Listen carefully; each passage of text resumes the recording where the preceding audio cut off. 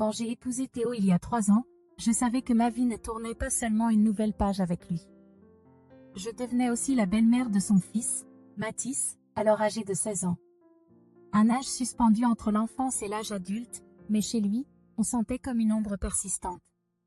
Silencieux, poli, d'une courtoisie presque troublante, il portait dans son regard une mélancolie qui m'a transpercé dès notre première rencontre. Mathis avait perdu sa mère à 10 ans. Théo n'en parlait jamais, mais je devinais à quel point cette absence avait creusé des ravages chez l'un comme chez l'autre. Si mon mari avait reconstruit peu à peu son existence à mes côtés, Mathis, lui, semblait figé dans cette nuit intérieure, muré dans un monde où personne n'était convié. Je lui ai laissé du temps, persuadé qu'il avait besoin de cette distance. Mais le silence, à force, est devenu assourdissant. Les signes se sont accumulés, les repas esquivés, sa chambre transformée en bunker, seule la lueur bleutée de son portable filtrant sous sa porte à des heures impossibles. Il portait des manches longues même en plein été. J'ai voulu y voir une simple crise d'adolescence, jusqu'à ce que mon intuition de belle-mère refuse de se taire. Un matin, en nettoyant la salle de bain après son départ pour le lycée, j'ai aperçu une trace rougeâtre sur le lavabo. J'ai tenté de me convaincre que c'était du jus de fruits, de la rouille n'importe quoi, sauf l'évidence. Mais ce soir-là, je n'ai rien dit à Théo. Pas d'alerte inutile. Juste une vigilance accrue. Les indices se sont multipliés, ses cernes creusées, sa façon de sursauter au moindre contact, comme absent en permanence.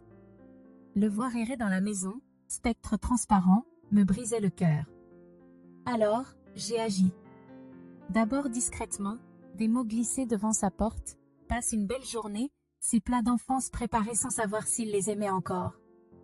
J'ai encouragé Théo à passer plus de temps avec lui. Mathis ne disait rien, bien sûr, mais je devinais qu'il percevait ses efforts. Puis, une nuit, tout a basculé. En remontant le couloir, j'ai entendu un bruit étouffé derrière sa porte, un sanglot retenu, comme un souffle coupé en 1000 morceaux. Mon corps a réagi avant même que ma conscience ne réalise, je me suis arrêtée net, le cœur battant à se rompre. Un deuxième gémissement, plus distinct cette fois, a achevé de me glacer. Mathis, je peux entrer ? Silence. J'ai attendu 3 secondes, le temps que ma main cesse de trembler avant de pousser le battant. La scène m'a transpercée, mon beau-fils recroquevillé sur son lit, capuche rabattue sur son visage, ses épaules secouées de soubresauts. Sans réfléchir, je me suis assise au bord du matelas, posant une main légère sur son dos. « Je suis là », ai-je murmuré. « Tu n'es pas obligé de porter ça seul. » Il a gardé les yeux cachés d'abord. Puis, d'une voix si ténue que j'ai dû retenir mon souffle pour l'entendre. « Ça fait mal. » Tout le temps. Ma gorge s'est nouée. J'ai serré les paupières pour contenir mes larmes, il n'avait pas besoin de mon chagrin, mais de ma présence.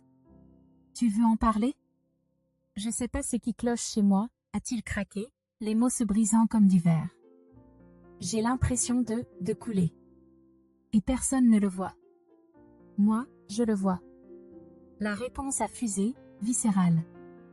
Je le vois depuis le début, Mathis. Et je me fais tellement de soucis pour toi. Tu n'es pas seul dans cette tempête. Même si tu crois le contraire. Cette nuit a été un tournant.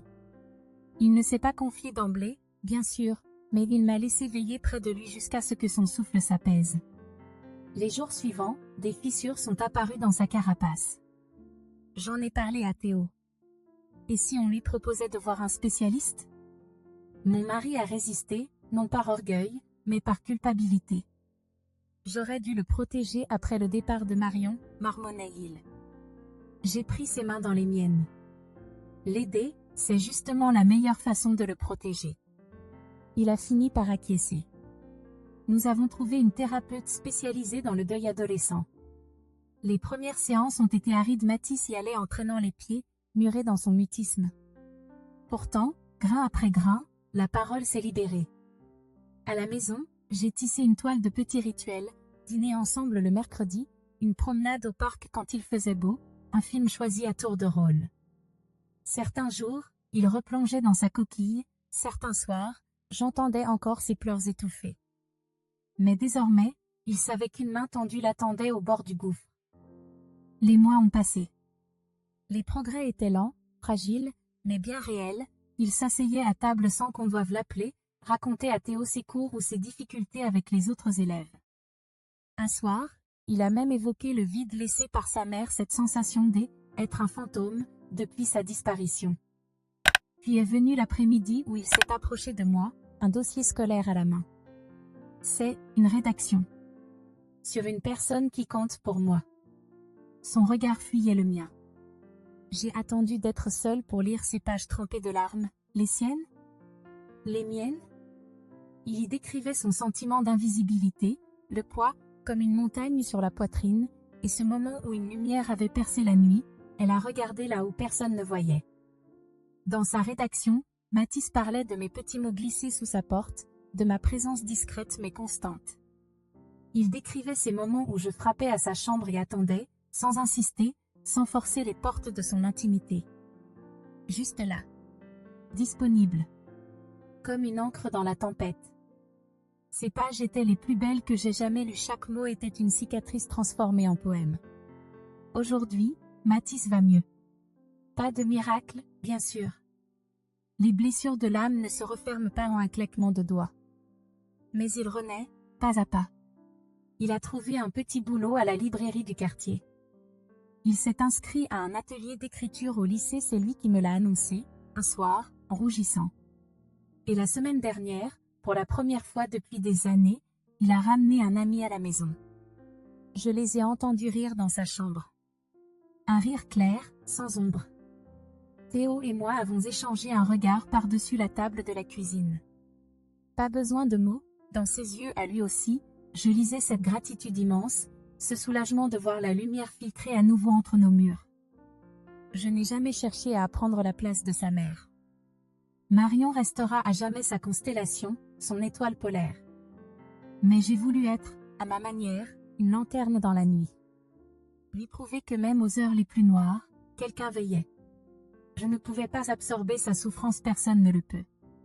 Mais je pouvais m'asseoir à ses côtés dans l'obscurité, porter un coin du fardeau jusqu'à ce que ses jambes retrouvent la force de se relever. Cette expérience m'a appris l'essentiel, le silence est souvent un cri étouffé. Et les gestes qui semblent les plus modestes, un post-it collé sur le miroir de la salle de bain, un gratin dauphinois préparé avec ce fromage qu'il adorait petit, je suis là, murmuré au bon moment peuvent être des miracles ordinaires. Les premiers cailloux d'un sentier vers la guérison. Mathis se noyait en silence. Mais quand il a compris qu'une main se tendait vers lui, tout a commencé à changer. Pour ça, je serai toujours reconnaissante. J'ai écouté cette voix minuscule au fond de moi, celle qui chuchote quand le doute hurle. Et j'ai agi. Sans certitude, mais avec l'obstination tendre des gens qui croient au printemps après les hivers. Vous savez, cette histoire avec Mathis, elle m'a appris une chose. Parfois, on croit qu'aider quelqu'un demande des gestes extraordinaires. En vérité, le salut se niche dans les détails qui semblent insignifiants. Et vous?